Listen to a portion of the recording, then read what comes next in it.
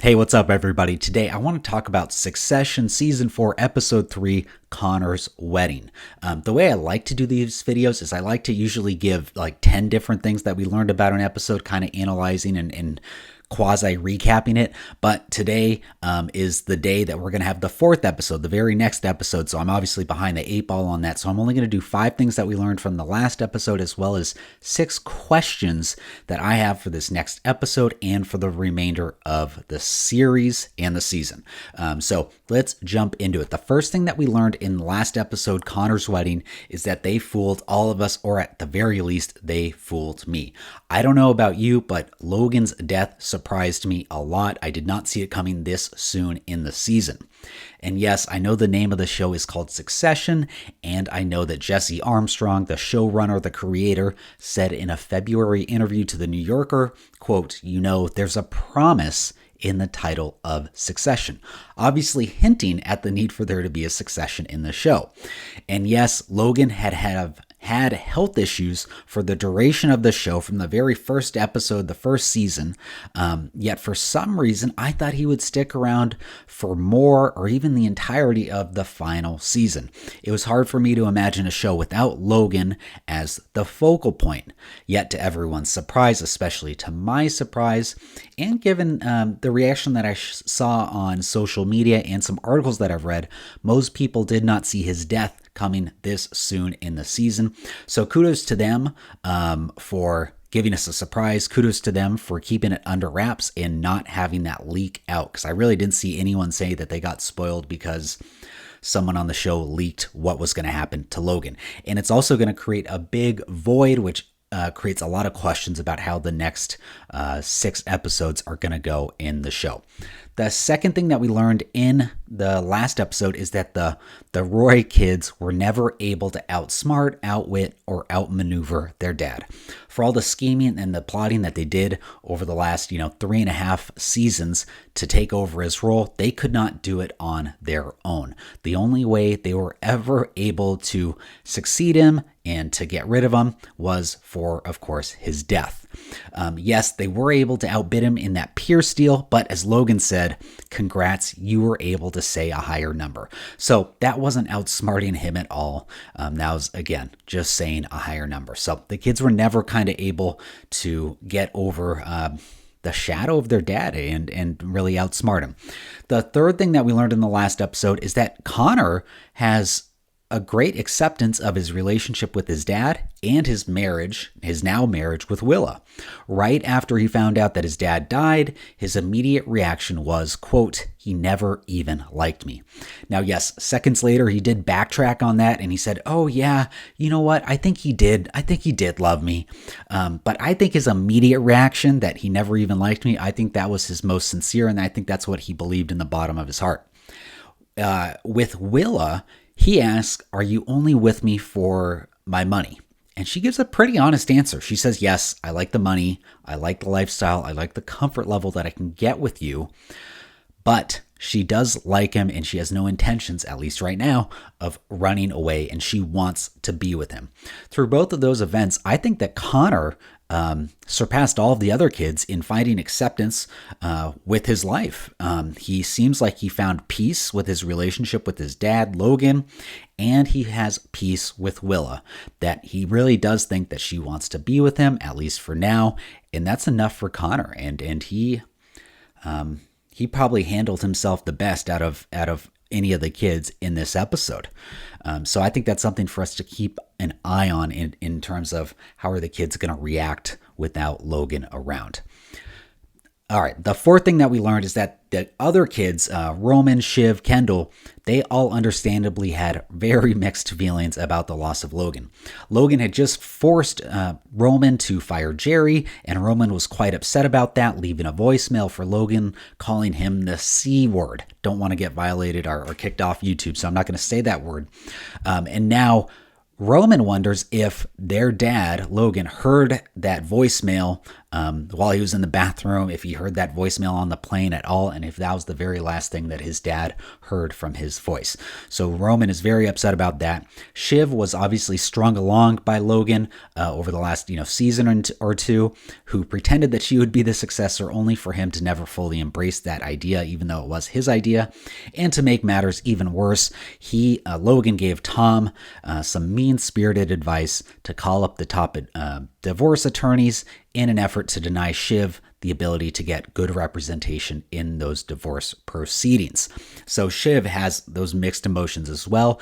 Kendall's also upset and conflicted, but what was interesting about him was that he quickly turned into boss mode. He was trying to be the boss that we saw in season 1. Obviously, over the last 2 seasons, he had been kind of quiet, kind of a shell of himself, and under the control of his dad, who knew his dirty little secret about the car accident in season 1. Now, with Logan gone, we see Kendall attempt to turn into the guy who wants to take control, who wants to call the shots the way that we did in season 1. So I thought that was really interesting that Kendall was able to kind of reclaim himself right after Logan passed, right after he was able to kind of process that. Then the fifth thing that we learned is that Greg and Tom, they're out on an island. I have no idea what's going to happen with them. With Tom's divorce proceedings, he might have burned his bridge with Shiv, and he doesn't have a natural ally to fall back on yet. At the end of the episode, he does share a hug with Shiv, and we're left wondering if he's going to be able to get back in her good graces, or if he's going to join the other senior executives of Frank, Carl, and Jerry and try and forge a role there. Okay, so that's a quick recap, quick analysis of what we learned in that episode. I'm sure I missed plenty, so let me know in the comments down below what I missed and what you wanted to point out about that episode. Let's go to 6 questions that I've got. Some of these are going to be answered in the episode that we have, 10 hours from now. Others are going to get answered over the course of the season. At least I hope so. Okay, so the first immediate question I have is, who is the next immediate CEO? Not the long-term CEO, not the CEO at the end of the series, but who's going to fill in that role immediately? I would be shocked if they named a long-term CEO right now. If they do, I don't think that person would stick around. I think there would have to be more drama and intrigue. So my guess for a short-term role, I'm going back to Jerry. I think Jerry's going to reclaim that interim CEO role, even though Roman just fired her. I don't think many people knew about the firing, so I don't think she's done with the show. I don't think she's done as CEO. I think she's going to come back, and that is also going to create a potential schism between Jerry and Roman. How is she going to react to Roman just trying to fire her? Is she going to allow him back in, or is that going to be a tension point for the rest of the series? The second question that I have is, how is the loss of their dad going to affect each of the kids? Again, I already think Connor's done a great job of accepting the reality of his relationship with his dad and with Willa. So Connor's surprised me a little bit there. Will Roman regret the voicemail to his dad, which we are not sure if Logan ever heard? Is Kendall going to fill that mantle that he so desperately wants of being the boss man that we saw in season 1? And is Shiv going to be able to make amends with Logan toying with her career and her life the last 2 seasons? The third question that I have, and I don't think they will the kids stick together, or will there be backstabbing among the kids in a race to be the CEO? They have been a united front for a while, even though they clearly didn't start out that way in the show. With the loss of Logan, is that going to keep up, or are they going to go back to their old ways of fighting each other again? I can't see them sticking together, so that's what I think about that. The fourth question I have is, are Jerry, Frank, and Carl, the senior execs, are they going to team up to make sure the kids do not take over the company? As Logan famously said about the kids, you aren't serious people. So will the other senior executives feel the same way, and will they try to protect the company by not allowing the kids to take over? Will they coalesce around an outsider? That's what I think they'll do. I think there might be someone new that we are not expecting to be CEO.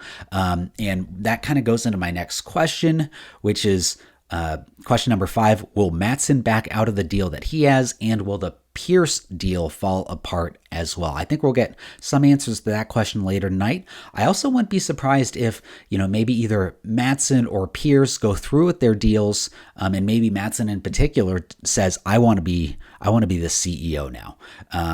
Yeah, that's kind of up in the air, but I'm open to the idea of an outsider either doing some kind of buyout or some kind of merge where an outsider tries to take the reins and the senior executives support that outsider role as the new CEO instead of the kids. I can't see the senior execs getting behind the kids.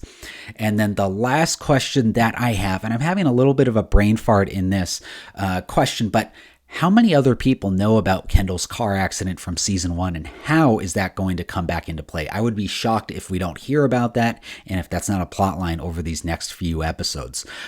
Logan knew about Kendall's car accident, and he's obviously dead. How many other people in Logan's inner circle knew about that accident?